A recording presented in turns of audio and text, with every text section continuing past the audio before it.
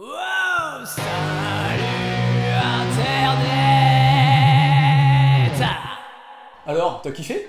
Moi, c'est Hiro, je suis musicos, mais pour l'instant, place à Doc. Merci Hiro, je reparle de toi à la fin de la vidéo. J'ai pas mal hésité les amis à aborder le thème d'aujourd'hui, parce que des arts martiaux, il y en a beaucoup à travers le monde. Et puis c'est un peu vague, hein, à la base les arts martiaux c'est l'art de faire la guerre. Donc ouais, c'était difficile pour moi d'en sélectionner 7. Mais bon, je voulais faire un épisode sur le sujet parce que c'est vraiment des disciplines que j'admire. Du coup, pour être un minimum objectif et voir un peu ce qui se fait partout dans le monde, j'ai essayé d'en sélectionner au moins un par continent. Et bien entendu, hein, je vais pas vous parler de boxe ou de karaté, non, ça c'est bien trop connu. On va essayer d'aborder des arts martiaux dont on n'entend pas vraiment parler tous les jours. Ah, ceci était ma plus longue intro depuis le début de la chaîne et je m'en excuse. Allez, c'est parti.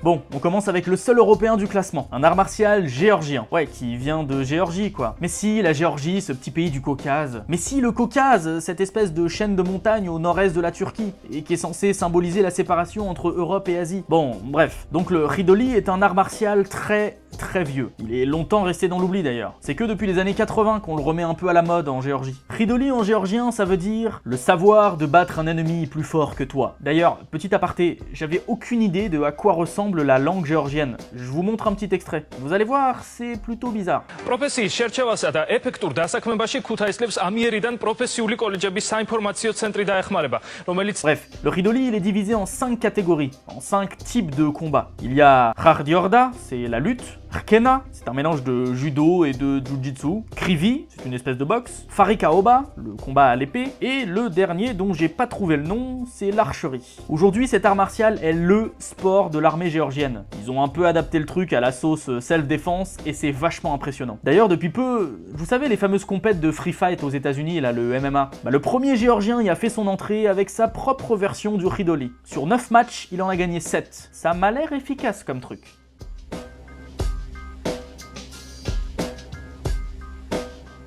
À part le Krav Maga, s'il faut choisir un art martial de défense, direct, je pense au Pencaksilat. Bon, c'est un sport qui vient d'Indonésie. Et l'Indonésie, c'est grand, hein, y a plein d'îles de partout. Sur l'île de Java, par exemple, on pratiquait le Pencak. Sur les îles de Sumatra ou de Bornéo, on pratiquait le Silat. Mais au fond, c'est pratiquement la même chose. Hein. Du coup, à la fin des années 40, ils ont fusionné les deux mots. Maintenant, ça s'appelle partout le Pencaksilat. C'est difficile de le comparer au Krav Maga. Ah, alors, petit aparté, hein, le Krav Maga, j'en parle depuis tout à l'heure, c'est un art martial de défense pratiqué par l'armée israélienne. C'est plutôt efficace pour se sortir de situations de danger. Bon, donc d'un côté, le Krav Maga est vraiment basé sur la défense. On se sert des attaques de l'adversaire pour le défoncer. Le Pencaksilat, c'est un petit peu plus sournois, on va dire. C'est plus rapide et agile. On va bien souvent prendre l'initiative et attaquer en premier, même si ça reste un sport de défense. Petite anecdote marrante, le réalisateur gallois Gareth Evans faisait un reportage sur le Pencaksilat quand il est tombé amoureux de ce sport. Tellement amoureux qu'il a décidé de réaliser un film dessus. Ça s'appelle The Red. Il y a d'ailleurs eu une suite en 2014,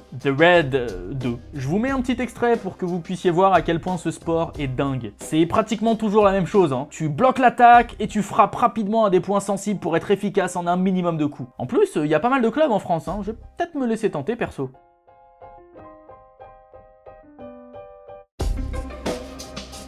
Pour cet art martial, nous partons au Canada, à la rencontre des Cris. Comment ça, des Cris de Wapiti? Mais je vous parle pas de cris d'animaux, je vous parle des Cris. C'est un peuple autochtone d'Amérique du Nord. Ils sont à peu près 200 000 à vivre entre les États-Unis et le Canada. Bon, et qu'est-ce que c'est que l'Okikchitao dans tout ça? Pour vous parler de ce sport, je dois vous présenter Georges Lépine. C'est un Canadien qui a inventé l'Okikchitao dans les années 90. Cet art martial se base sur les techniques de combat du peuple Cri. Vous voyez le lien maintenant? Bon. Mais la particularité, c'est que Georges y a inclus beaucoup de techniques d'autres sports, comme le judo ou le taekwondo. C'est donc un art martial plutôt complet, qui se pratique soit à main nue, soit avec des armes. Les deux plus courantes sont le couteau ou le Gunstock War Club. C'est une espèce d'arme de guerre amérindienne vachement badass. Bon, et accessoirement, quand on devient bien puissant dans ce sport, on peut être amené à utiliser un tomahawk. Vous savez, cette petite hache amérindienne. Bref, pour résumer cet art martial, j'ai envie de dire que c'est l'un des plus violents du classement. Parce qu'au fond, il insiste vraiment sur l'utilisation des armes et comment tuer des gens avec ces armes. Bah c'est simple, il n'y a pas de compétition dans le monde. Tout simplement parce que le but de cet art martial est de tuer ton adversaire et de passer au suivant. On s'en fout de juste le mettre au tapis.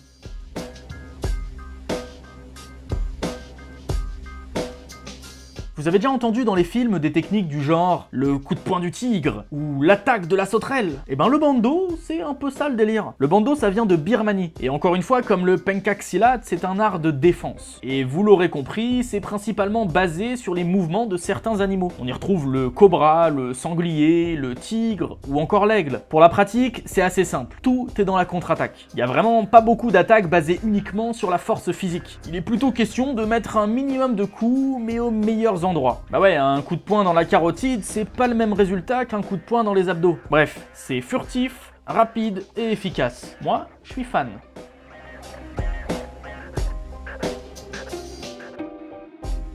Allez, on part en Afrique et plus particulièrement au Nigeria, chez le peuple Hausa. C'est de chez eux que vient le dambé. Le dambé, c'est assez simple, c'est une espèce de boxe. Ouais, et vite fait quoi. En gros, chacun des deux concurrents enroule son bras dominant dans du tissu. Puis par-dessus le tissu, on enroule une corde ultra solide. Enfin bon, son poing il se transforme un peu en caillou. Et c'est uniquement avec ce poing que le combattant peut frapper. L'autre bras, le plus faible, ne doit servir que de bouclier. Vous voyez par vous-même, les mecs ils rigolent pas, c'est quand même assez violent. Ah ouais, je vous ai pas dit, ils ont aussi le droit d'utiliser leurs jambes. Et pendant très longtemps, on enroulait une chaîne en métal autour de la jambe dominante, histoire de faire encore plus mal. Bon, à notre époque, les chaînes, ils en mettent de moins en moins souvent. Ouais, parce que si avant ce sport était censé tuer l'adversaire, de nos jours, ils essaient de se garder en vie. Quand je vois ça, je me dis que la boxe occidentale avec leurs petits gants en mousse, c'est un petit peu du pipi de chat, non? Et oui, je sais qu'avec cette remarque, je vais me prendre toutes les fédérations de boxe dans les dents en commentaire. Mais bon, j'assume, c'est pas grave.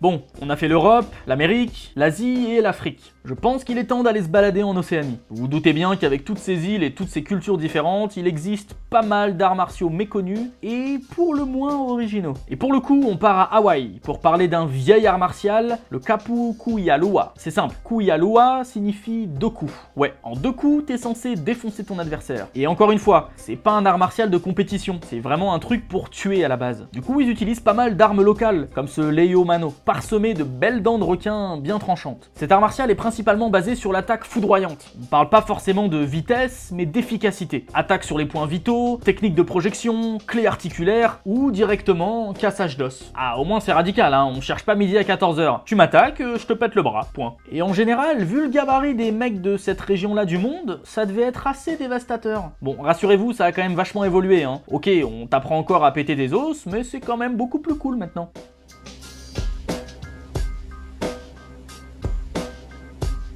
Comment faire ce top sans parler des ninjas? Tout le monde a rêvé à un moment d'être un ninja. Mais est-ce que vous saviez que même en France, il y a des écoles de ninjutsu? Bon, déjà, qu'est-ce que c'est? Comme le dit Wikipédia, le ninjutsu est un ensemble d'arts et techniques d'origine traditionnelle, pratiqués par certains espions du Japon féodal, les shinobi, plus connus en Occident sous le nom de ninja. Alors oui, ok, c'est pas à proprement parler un art martial, parce que ça inclut également des techniques d'espionnage ou de furtivité. Quant au combat, tout est basé sur le mouvement naturel. Ton corps ne fait qu'un avec la nature et ce qui t'entoure. Quand tu reçois un coup, t'es censé naturellement et avec toute la grâce et la fluidité du monde, anticiper, recevoir et contrer. Je sais, c'est joli, mais dans la pratique, c'est quand même la classe. Au fond, un ninja, c'est pas un mec de 2 mètres qui pèse 130 kg. C'est un squelette comme moi qui sait juste parfaitement s'adapter à son environnement. Pas besoin d'être une brute pour défoncer quelqu'un. Et d'ailleurs, ninjutsu, ça veut littéralement dire l'art d'endurer. Un ninja est censé être capable d'endurer, de survivre et de vaincre toute menace, en protégeant aussi bien son corps que son esprit. Bref, je sais pas vous, mais moi, je vais me trouver un club.